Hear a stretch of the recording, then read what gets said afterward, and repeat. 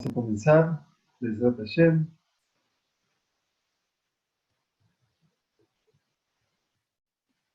Vamos a comenzar entonces. Bienvenida a la familia de Ramble. Hola, un gusto que estén con nosotros. Bienvenidos, realmente bienvenidos. Vamos a estudiar entonces hoy hasta el final del capítulo 21, que estamos ya terminándolo, que tiene 36 alajot, obviamente. El punto donde dejamos todavía, estamos en todo tipo de medicamentos, uso de medicamentos y uso de curación durante el día de Shabbat, cosa que vamos a resumir también para todos los que llegaron ahora. Y fundamentalmente vamos a estudiar para la Refuah Shlema de la mamá que dio a luz, Hannah Brudia, Bat Abraham, y del pequeño que hoy tuvo su Brit Milá llamado Ishai Ben Hannah Brudia o Menachem Bey. Así que la familia Milá realmente nos ha dado una hermosísima sorpresa. A diferencia de otras circunstancias, bueno, pudimos solamente participar por este medio, el aula virtual, y gracias a que el aula virtual existe, gracias a que el Moré Yosef todo el tiempo está preocupándose para que todo el mundo tenga acceso a este aula, y gracias a ustedes, obviamente, que si no fuera porque están allí, eventualmente sería muy difícil poder tener correspondencia con todo lo que hacemos. Una pequeña reflexión frente al tiempo que estamos transcurriendo. A nivel de nuestra Sagrada Torá, nos está hablando de Perashat Tzav, la segunda Perashá del Humash de Vaikra, donde todo el Humash de Vaikra, en particular sus primeras Perashiot, tienen como esencia, tienen como recorrido principal todo lo que representa la dimensión del Korban. Quiere decir, una tarea, una abodá, como se define por nuestros sabios, que hoy en día está muy distante a filo de nuestra imaginación, poder pensar eventualmente.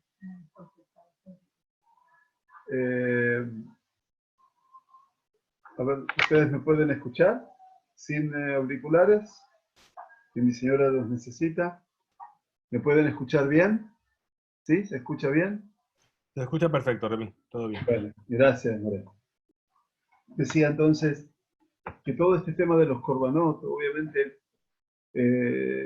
representa un escenario complejo, representa un escenario difícil, máxime cuando no tenemos hoy en día, desde hace 2000 años, no tenemos la perspectiva de cómo eso podría volver a desarrollarse, si Dios quiere, con la renovación del Beit HaMikdash.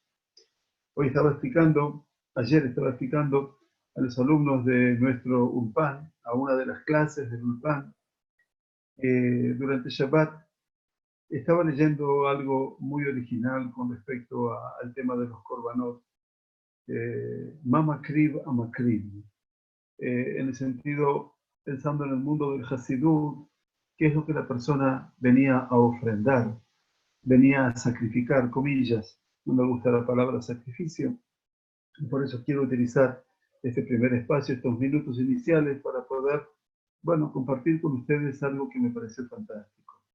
La Sagrada Torá nos dice que el Corbán puede ser de la behemá, de los animales, por supuesto, y entre los animales nos habla de Bakar y nos habla del Tzon.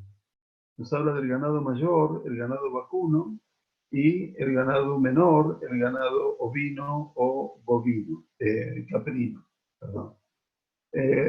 A partir de allí, el concepto de nuestros sabios del Hasidut, en realidad son varios ellos, entonces no quisiera mencionar a uno en particular, le dicen ante todo que la Torá Sagrada, ante todo, nos pide a nosotros la posibilidad de ofrecer una behemá. ¿Y qué representa la behemá? La behemá representa algo que también traduce la situación del ser humano. La behemá, ¿de qué está preocupada? La behemá no reconoce sino su necesidad vital de alimentarse, de comer y fundamentalmente buscar todo el tiempo su alimento. Buscar todo el tiempo su existencia a nivel del alimento. Por lo tanto, toda es un único impulso, una única vocación que es sobrevivir. Kadosh Baruj Hu eventualmente nos pide en su sagrada Torá que no solamente busquemos ante todo y por sobre todo la supervivencia. El cuerpo necesariamente necesita de un cuidado y vaya si lo tenemos que evaluar en estos días fundamentalmente, en donde las restricciones se van haciendo cada vez mayores y a veces nos cuesta comprender cómo es eso de cerrar sinagogas en particular, cómo es eso de no rezar en Minyan en segunda instancia, cómo es eso de rezar Beyehidú, rezar solos en nuestra casa. Bueno, tal vez allí vayamos a comprender eventualmente que el deseo de la supervivencia no solamente pasa porque acopiemos alimentos en nuestro hogar y que sepamos que tenemos lo que comer.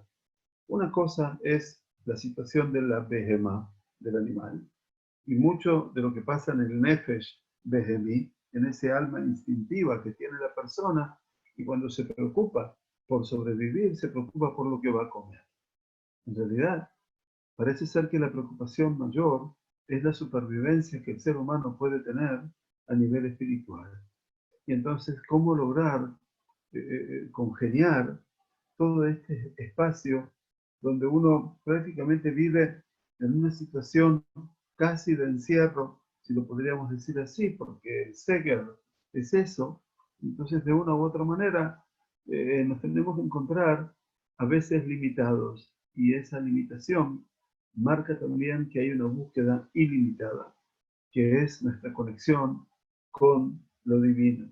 Y a partir de allí, bueno, son los tiempos en donde uno tiene que mirarse mucho a uno mismo, trabajar mucho sobre uno mismo y en última instancia no hallar consuelo, sino simplemente tratar de trascender un poco más el ámbito donde la supervivencia física se traduce en la vivencia espiritual. Por eso la Torah nos pide que de la behemá se ofrezca algo y a partir de allí nos habla de bakar y de tzom. ¿Qué quiere decir bakar? Bakar, obviamente,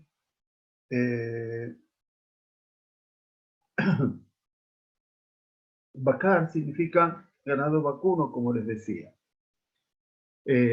Nuestros autores del Hasidut nos dicen que la palabra bakar, que quiere decir vaca, ganado vacuno, tiene una raíz que viene de la palabra boker, también que es la mañana. ¿Y la mañana qué significa? La mañana implica el final de la noche, implica también un límite. En última instancia, este concepto del bakar, boker, implica que la persona pueda levaker. Levaker quiere decir distinguir, diferenciar. Quiere decir que en última instancia, sabernos que tenemos limitaciones. Vaya, estas semanas que estamos viviendo, este tiempo que estamos viviendo, es un tiempo que solo habla de limitaciones.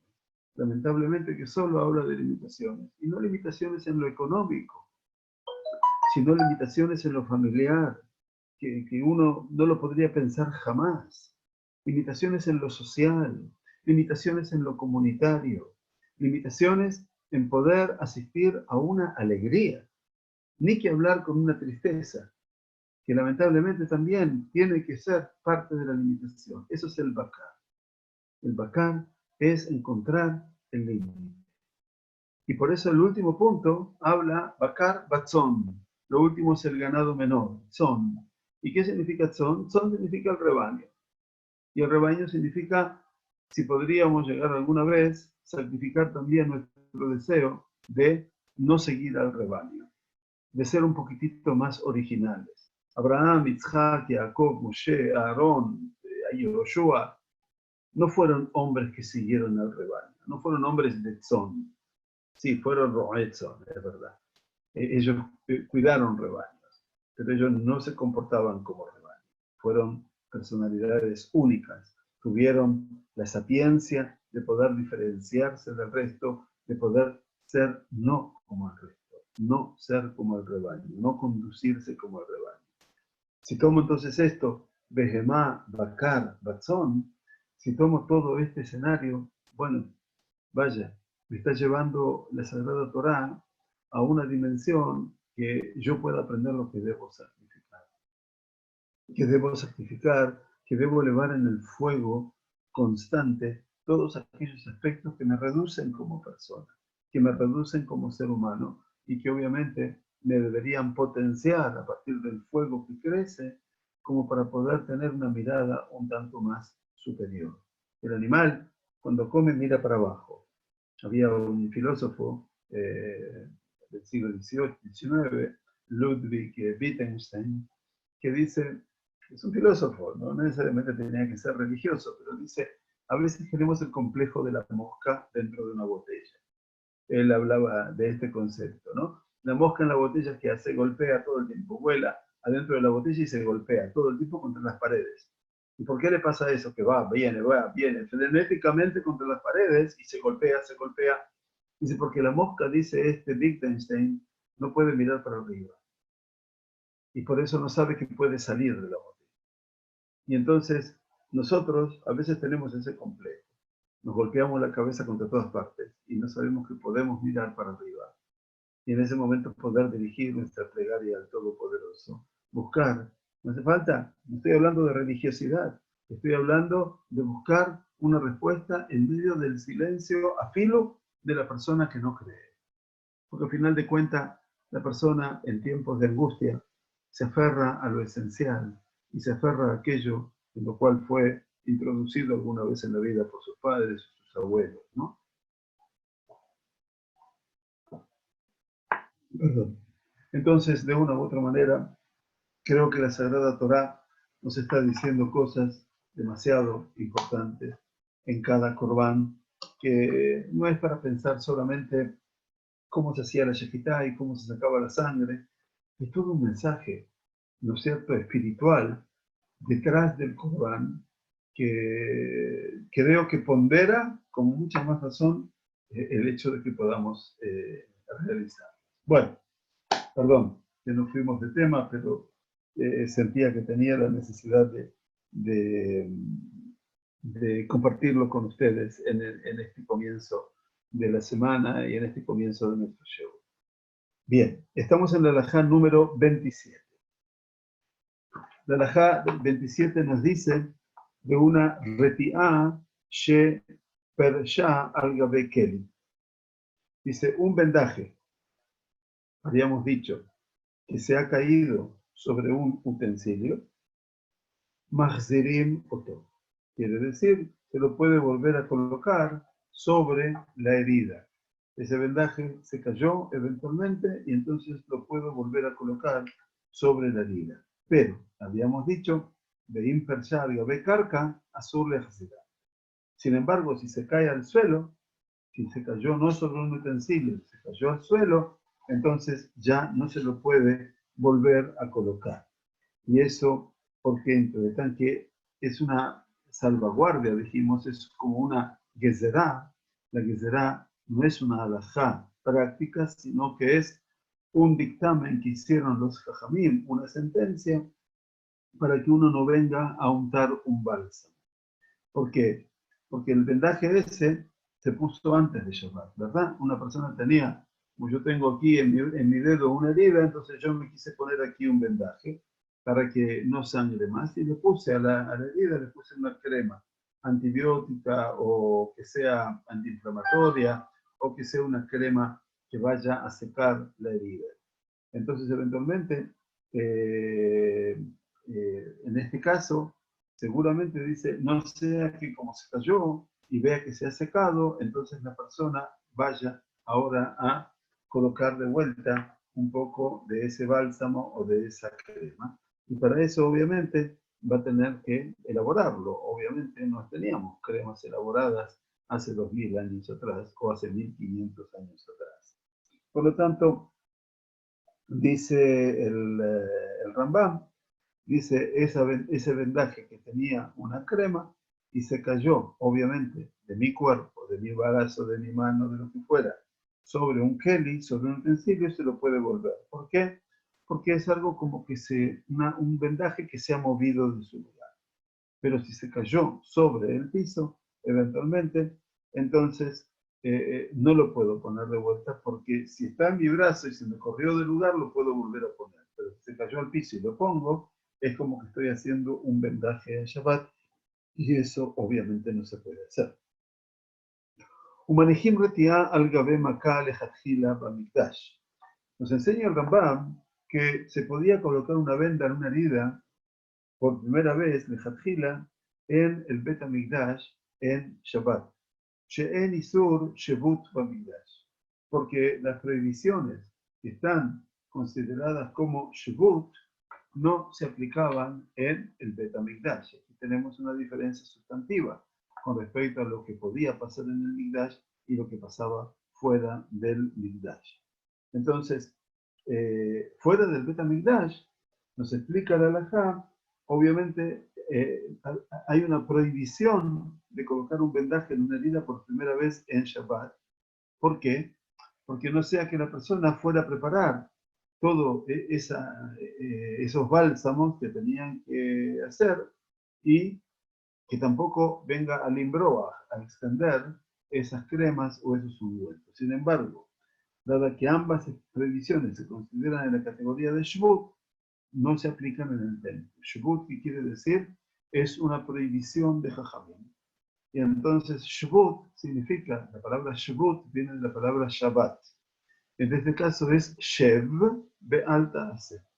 En este caso, muchas de las prohibiciones de Shabbat que establecieron los Jajamim es mejor, quédate en tu lugar y no lo hagas. Bien.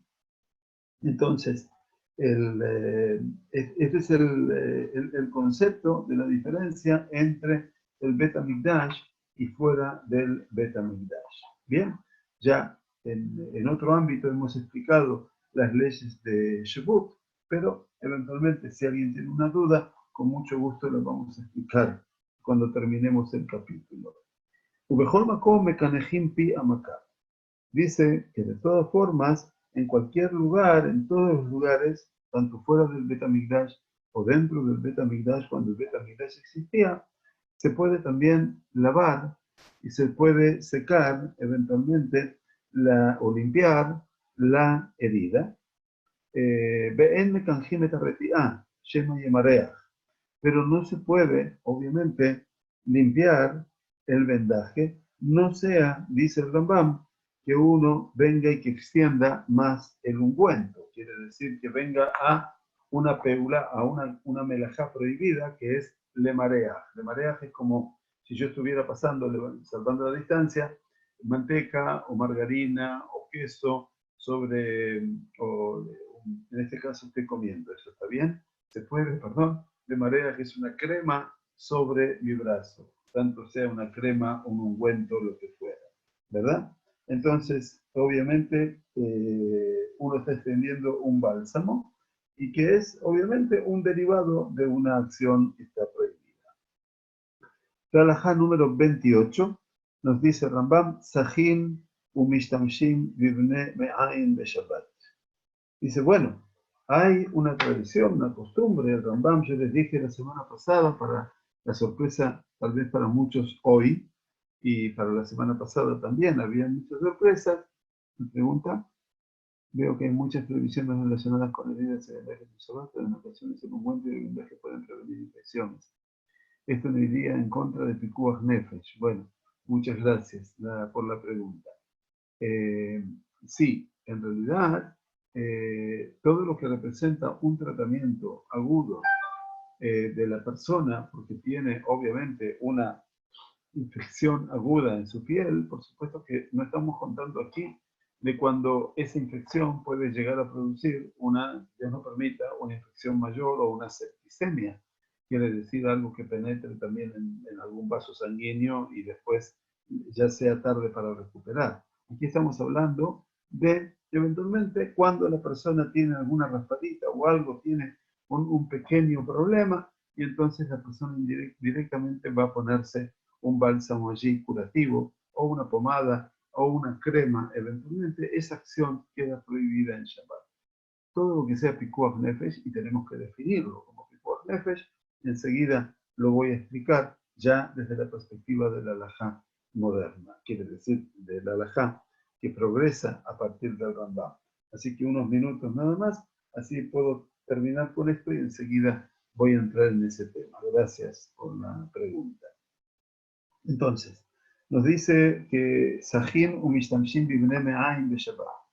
Y si uno puede aplicar el aceite de masaje, dice, y bene me'ayin en el día de Shabbat. ¿Qué quiere decir los bene me'ayin, que son los intestinos?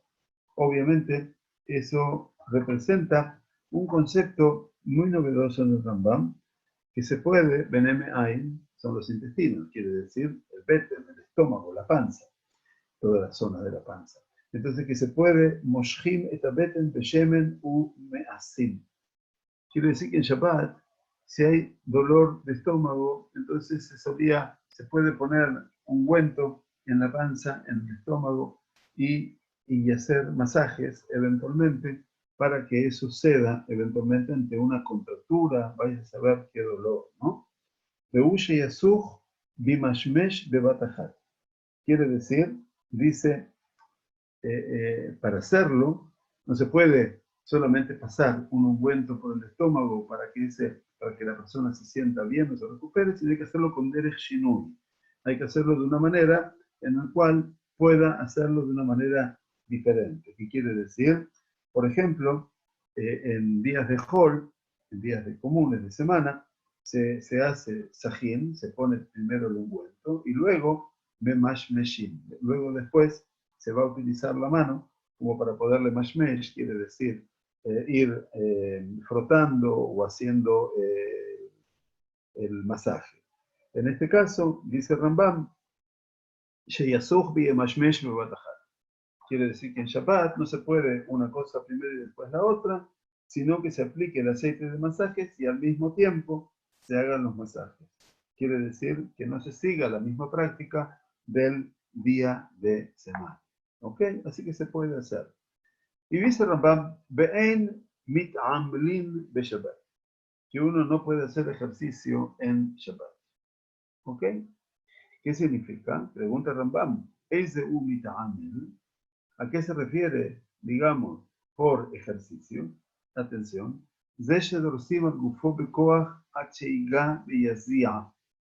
Quiere decir que otros eventualmente dorsim, quiere decir moahim belohatzim, quiere decir como que están haciendo un esfuerzo, un apretar mucho, haciendo una gran presión sobre el cuerpo, eventualmente, hasta tal punto que se ejercita y comienza a transpirar.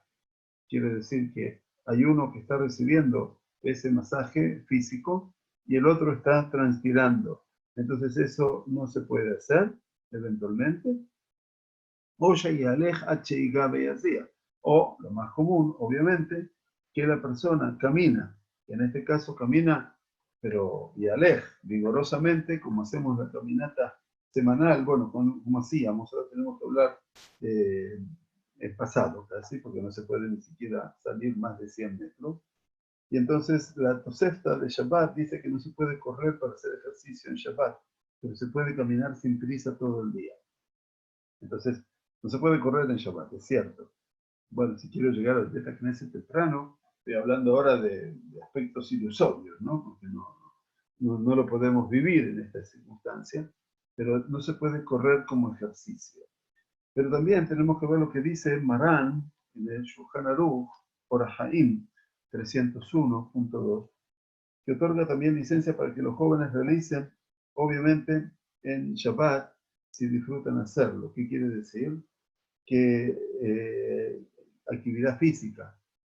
Solamente la Mishnah Brurá eventualmente dice que se otorga solo cuando uno disfruta de la actividad física y no cuando lo hace por motivos de salud. Quiere decir que aquí el permiso está dado cuando uno lo disfruta, pero solamente a los jóvenes, en este caso, que pueden hacer alguna actividad física. El principio es que está prohibido esforzarse en Shabbat hasta el punto de transpirar. ¿Por qué? Y refuá. ¿Por qué? Porque esta es una práctica terapéutica. El transpirar llevaba a la persona a una acción terapéutica. וכן אסור לעמוד בקרקע דימוסק שבארץ ישראל מפני שמעמלת ומרפאה. Dice también está prohibido estar de pie en una carca dimosé, que quiere decir sobre el piso de un baño terapéutico, tal vez un sauna eventualmente, un lugar de aguas termales, podría llegar a ser, y por supuesto que está prohibido pararnos allí, a pesar de que no me vaya a bañar y que no haga ningún ejercicio. Eso se llama carca dimosé. Hay quienes lo traducen como baños de lodo en Eretz Israel, pero eso tampoco se podía hacer. Entonces, todo el ejercicio, obviamente, en Shabbat también está prohibido. Entonces, uno puede caminar en Shabbat, ya que puede caminar, pero no correr deprisa como si estuviera haciendo ejercicio. Y todos sabemos cuál es la diferencia, ¿no? O sea, no podemos salir a ejercitarnos en Shabbat. La halajá número 29 nos dice, En rojatzim bemaim she meshalshelim. ¿Qué quiere decir? No se puede bañar la persona, no se puede bañar con agua, que son aguas que puedan causar algún tipo de descomposición en la persona y le causan shilshul, que quiere decir diarrea. De lo petit shetubeimbo. Tampoco se puede hacer el barro, lodo, que la persona suele hundirse en él. Puede ser también arenas movedizas, cosa que nadie lo haría eventualmente. Es una traducción un tanto compleja pensar en arenas movedizas y obviamente estamos hablando de lugares en donde se iba por placer. De lo bemeya mishra a bedushim. Tampoco se podía ir en aguas en las cuales se había dejado remojar el lino, ese es bemei a mishra, a bedushim, y entonces pusieron a remojar el lino y obviamente esas aguas quedaron con un olor maloliente. Velo beyam sedom. Tampoco se puede ir a bañarnos en Shabbat en Yam Sedom. El mar de Sedom es, sí, exactamente, el Yam Amela, el mar muerto. Velo b'mayim ha'ra'im shebayam hagadol. Tampoco se puede ir hacia las aguas sucias, eventualmente, del mar Mediterráneo. También no se puede ir a las aguas sucias. Sin embargo, dice el Or HaHaim, el Shulchan Aruch, que uno puede bañarse en las aguas agradables del Mediterráneo a pesar de que son saladas. Pero por supuesto nadie puede tomar un baño en Shabbat desde ya. Entonces lo que el Rambam dice es que se pueden utilizar esas aguas. Ni porque todas estas circunstancias obviamente producen sensación de angustia, de dolor, de tristeza. Bekatú, pekarata la Shabbat one, y habrás de llamar al día de Shabbat día de placer. לפיכך, אם לא נשתהה בהם אלא על הנייר, אף על פי שיש לו חטאתים בראשו, מותר. Dice, en todos los lugares, eventualmente, dice el Rambam, puede pasar, dice que la persona puede permanecer en estos lugares por un tiempo prolongado, pero a pesar, dicen, y no listahaba en el alamiyah, si no se quedó en ellos durante un tiempo prolongado, perdón, quiere decir, se dio un pequeño chapuzón, como decimos nosotros, salió inmediatamente, porque esto no se considera sufrimiento, a pesar de que esa persona tenga hatatim de rollo, quiere decir puede tener heridas expuestas en su cabeza y puede ser que sus heridas con el agua salada, obviamente, reciben un aporte curativo y entonces en ese caso estaría también permitido, pero solamente por un instante. En Mitgardim Bemigredet. El Rambam nos enseña en la halajá número 30 que no podemos raspar nuestra piel con un utensilio utilizado para ese propósito. Legared es rascar, como con los dedos, las uñas, pero también migredet es un utensilio especial eventualmente que se puede utilizar en Shabbat eventualmente, pero lo que pasa, dice el Magen Abraham, que si uno tiene un utensilio designado para su uso en Shabbat, eso estaría permitido. Sin embargo, es cuestionable si el Rambam acepta esta justificación y esta condición si uno tiene un utensilio que sirva. Hoy en día tenemos esas manitos que vienen con madera o con metal, que eventualmente sirven para rascar la espalda, eventualmente. Y entonces, en este caso, mejor sería que no, porque puede ser, de la halajá en extensión diría, que la persona puede provocarse algún desgarro o si tiene algún grano o algo que está todavía no sólido y puede tocarlo con esa migredet, con ese utensilio para rascar, para raspar la espalda, podría sacar sangre y en ese caso estaría obviamente prohibido desde ya. Dice Rambam, dice, y si sus manos estarían eventualmente, si las manos de la persona están sucias con materia fecal o con barro, entonces dice, Gored quedar pobre y no joshesh. Uno puede rasparse sus manos de manera ordinaria sin preocuparse, porque obviamente la sensación que tiene, no hay ninguna duda que es una sensación de molestia, de no honorabilidad, y entonces puede puede rasparlas, puede rascar. Sahin umefarjim la adam le anegó.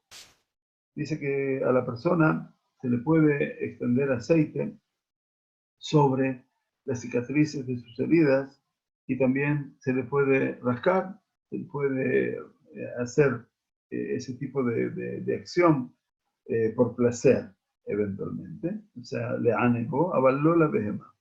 Pero no se puede hacer a un animal. ¿Sí? Veima ya la tzahar, y si el animal estaba con alguna sensación de dolor o de molestia, mutarle a hacer tzahara de Sicao, Perú. Está permitido entonces hacer al animal aceite y pelar sus costras para eliminar que la situación del animal se agrave. Porque el tzahar va alejaim, el sufrimiento del animal también nos es relevante. Cuando un animal ha comido una cantidad excesiva de karshinim, karshinim son frijoles, porotos, todo tipo de kitniot, se le puede hacer correr en el patio para que ese animal pueda eventualmente mejorarse o curarse. Pero eventualmente, si el animal dice Ahazadam, quiere decir se ha puesto roja, quiere decir de repente el animal ha entrado en una situación casi de fiebre, eventualmente, eso que se pone rojo, obviamente, fue tomada por la sangre, quiere decir que su sangre brotó, pero no es que tuvo un derrame, entonces se la puede tener parada en el agua para que se enfríe. Y estamos seguros, dice que en Joshishim Shema Ishok Lasa Memanim. Y no sospechamos que va a moler hierbas eventualmente. ¿Por qué? Porque a una persona, aunque a una persona se le prohíbe realizar cualquier actividad que sea únicamente de naturaleza terapéutica por el bien de un ser humano que esté incómodo, esta restricción no se impone con respecto a la incomodidad de un animal. La razón es que a una persona generalmente no le molesta la incomodidad de su animal en la medida en que podría estar motivado a moler hierbas para medicamentos en Shabbat. Sin embargo, debe enfatizarse que cuando un animal, Shabbat, está muy gravemente afectado, se le permite una mayor indulgencia. Así establece el Shulchan Aruch Harav y la Mishnah Berurah. Por ejemplo, uno puede hacer que un gentil realice labores prohibidas para salvar al animal. Y esto está permitido porque nuestros sabios tenían, que cuando la vida de un animal estuviera en peligro, su dueño no debería realizar los trabajos prohibidos para salvar al animal, si no se le daba otra alternativa. Recuerdo ahora, y seguramente el Morey Yosef también estará recordando, cuando tuvimos a un médico veterinario acerca de que le preguntaban qué haría con el sufrimiento de un animal en Shabbat, ¿verdad? Y entonces el Bet Din eventualmente no consideró esta halajá, en la cual obviamente se le puede pedir a un no judío, pero después quedamos de acuerdo que sí, que se le puede pedir a un no judío que actúe para disminuir el dolor o la angustia de un animal. La persona no puede hacer nada.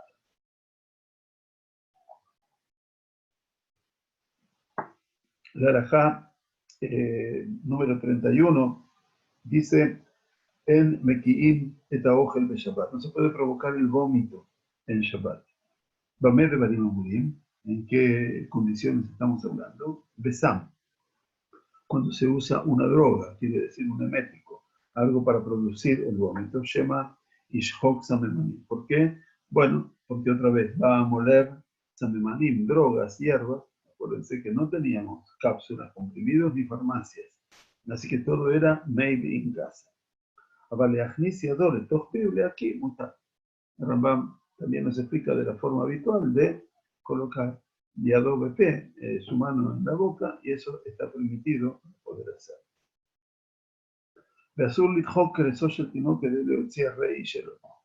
También, obviamente, está prohibido presionar el estómago de un bebé para que haga sus necesidades físicas. ¿Por qué? Porque en última instancia dice Shema Yabole Ashkuto Samemanim Mishalshelima, cosa que hoy no haríamos, por supuesto, que le daríamos hierbas, o moleríamos, hierbas para que eventualmente la criatura pueda hacer su kaki eventualmente y pueda salir de su constipación.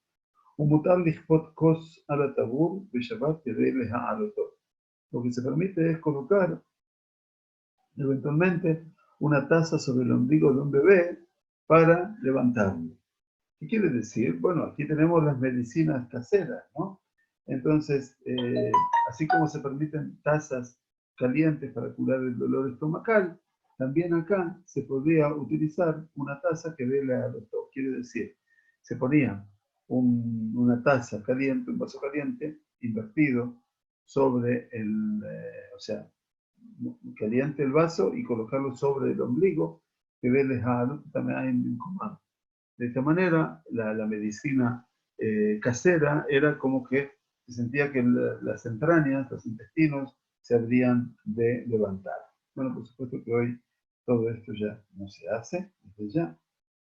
Dejé mutarle Hanek Benilpov Etakatán. Dice, también está permitido, o sea, de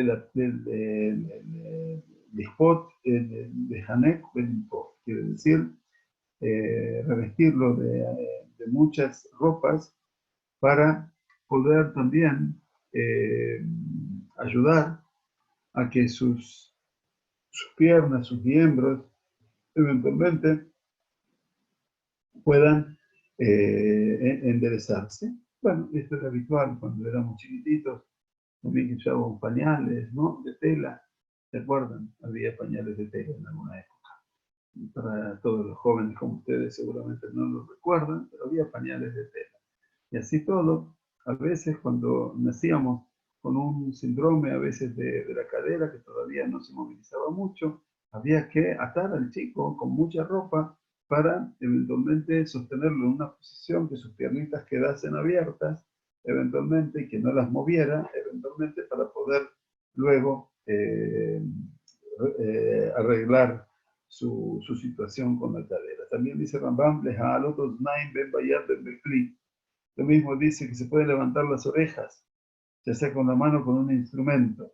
Quiere decir, no los osnaim, sino el leset, la mandíbula, se refiere al Rambam, que puede haberse desprendido eventualmente de la criatura. Entonces también se le permitía atarle aquí en los oídos.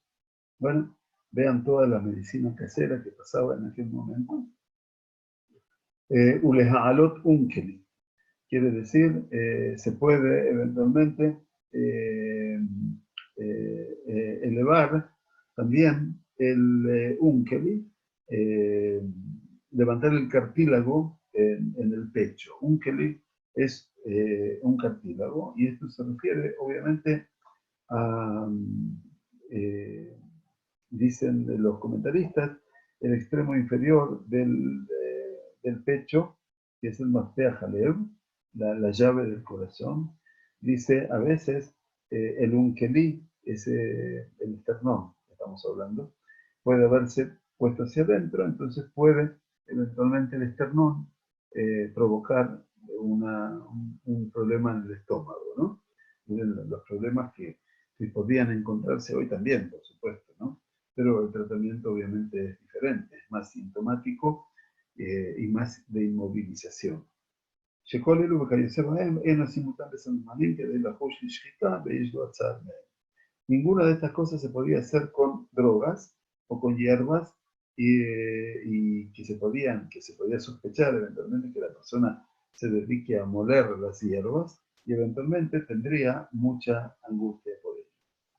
Bueno, aquí termina todo el mundo terapéutico del Rambam y ahora vienen las últimas alajot. Una es el merrakeb, el tamizar, y la otra que vamos a encontrar aquí es la última de las alajot que vamos a estudiar en este capítulo 21, nomás, es la alajá número 32, es merrakeb, tamizar, y de la 33 a la 36 es alajot de amasar. Y con vuestro permiso voy a terminar el capítulo y después vuelvo a las preguntas si las hay y voy a hablar sobre el tema de la medicina en Shabbat. Hoy en día, si nos queda un ratito, y si no, lo retomaré la próxima semana. Tenemos tiempo para estudiar, no tenemos ningún apuro nosotros en terminar el Rambam en tiempo. La alajá número 32 dice, Hamerraket, dice la persona que hace tamiz, que tamiza la comida, me'avot amelajot. Es uno de las categorías de trabajo prohibido. No perdamos de vista este tema, porque estas son de las melajot, que son asurot en día de Shabbat. ¿Sí? Muy bien.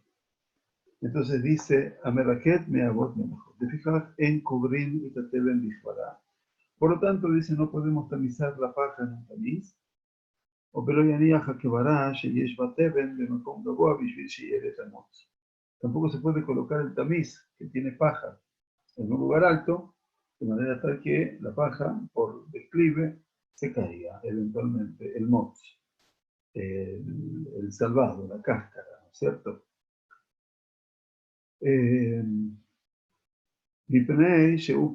Porque eso aparentemente aparece que es como tamizar.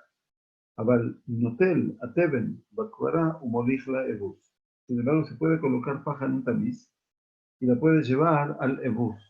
El ebus es el lugar donde comen los animales, ¿sí? Así lo dice el profeta Yeshayahu. Yadá shor koneu behamor ebus be'alav.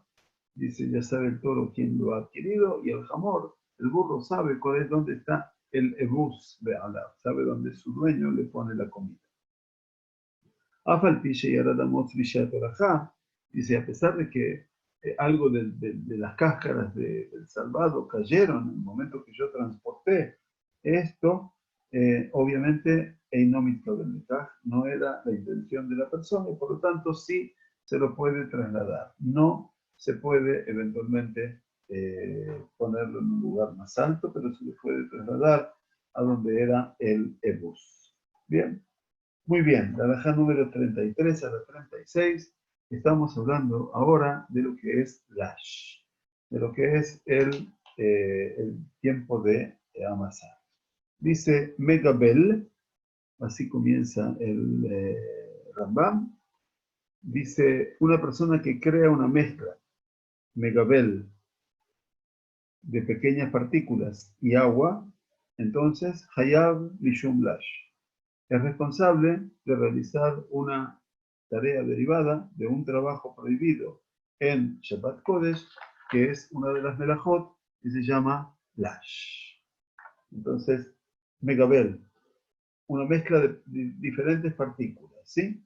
Entonces, dice, "Lefijaj, ein megabelim kemach kali arbe". Dice, por lo tanto, no se debe o no se puede hacer una mezcla de una gran cantidad de harina tostada, de kemach kali arbe. Kemach kali es harina de grano que se secó en el horno, obviamente, y que no se puede hacer con ella una masa.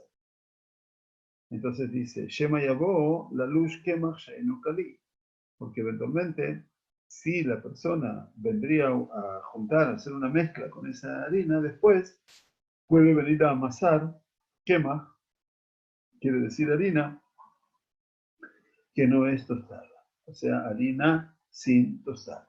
Entonces, seguramente por la costumbre, obviamente, también está prohibido mezclar harina, pequeñas partículas de harina. Umutarle gabel takali me'at me'at. Lo que sí está permitido es, en pequeñas cantidades, dice, está permitido mezclar pequeñas cantidades de harina tostada, de a poco a la vez. Abalteguá shelo evía, shlish shekalu ota, be'achar kach tajanu ota tejiná gazá. Dice, pero, por el contrario, dice, si nos encontramos con que un grano, una cosecha, shelo evía, shlish shekalu ota, quiere decir que no ha madurado hasta un tercio de su plenitud, es decir, que este grano no ha madurado eventualmente en este caso, entonces la llama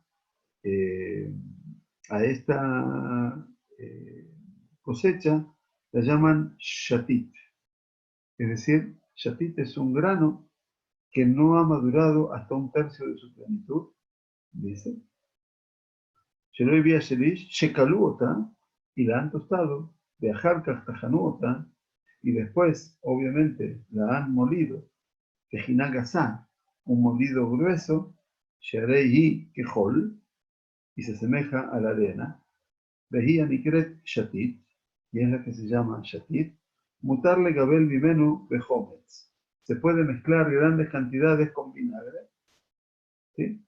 Behayotzebo Arbebe Batajá.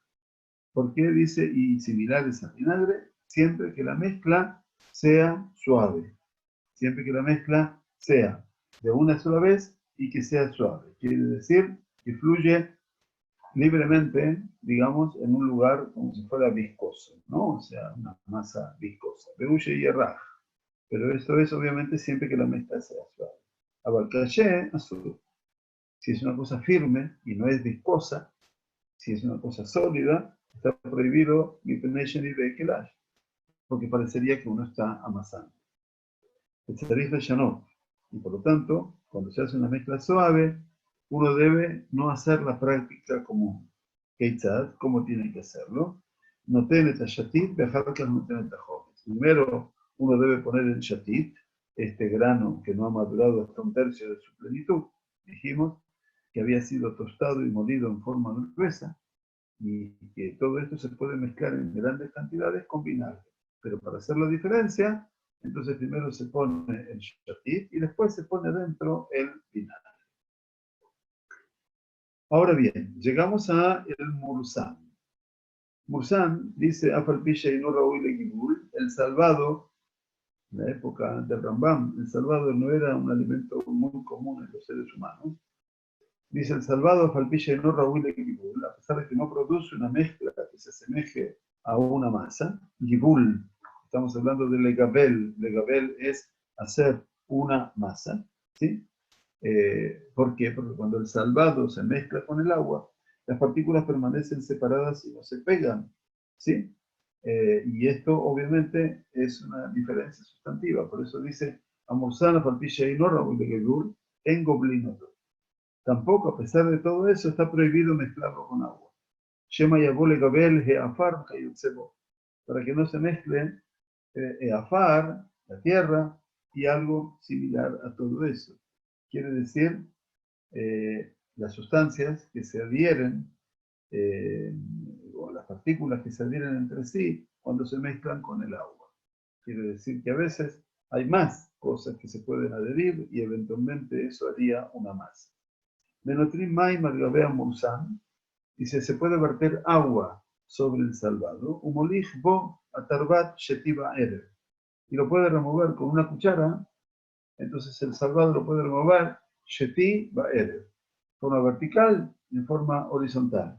Un shinui, ¿no? O sea, no se puede revolver así, sino Sheti Ba'erev, es como si fuera un tejido, ¿verdad? Abalei no me parece verlo, pero dice, no se puede mezclar con las manos.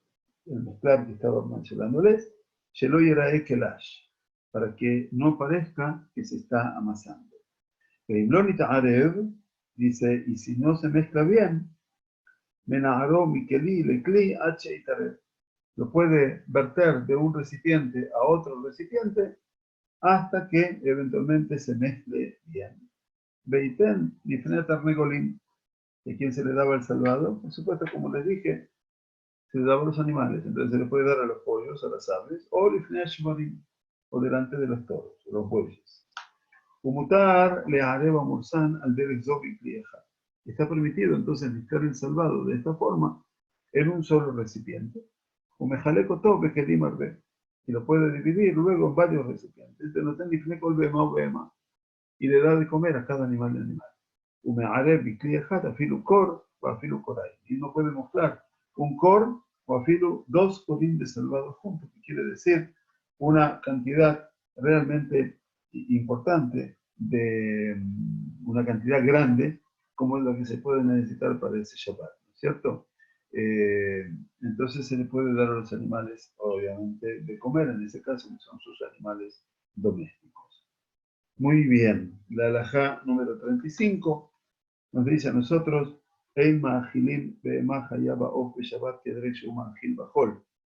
no se puede alimentar animales domesticados, a bestias o aves, así como lo hacemos en los mismos días de semana.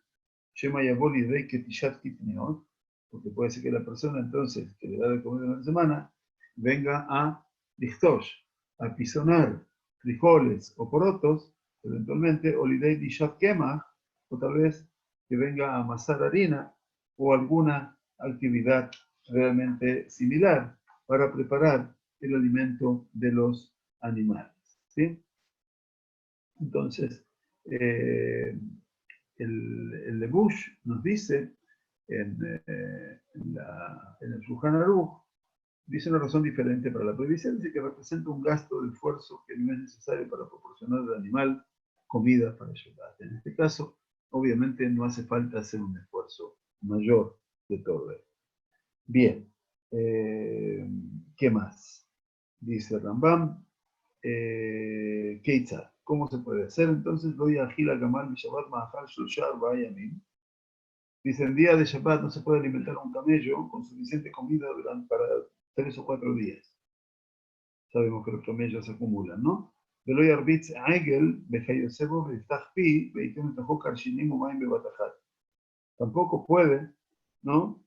Alimentar a un ternero, a un Eigel, que todavía son pequeños, y darle de comer, obviamente, abrir su boca, ¿no? Forzarlo a comer y poner dentro del karshinim los frijoles, los granos y también agua al unísono. Dejenlo y tienen tochpi, ionim, betarionanim, de makom sheinam econim de. Tampoco dice, no puede colocar comida en la boca de palomas o pollos, en lugar del cual no pueden escupirla tampoco. Bueno, las palomas son más difíciles de alimentar, las aves eran más fáciles de alimentar. Bien.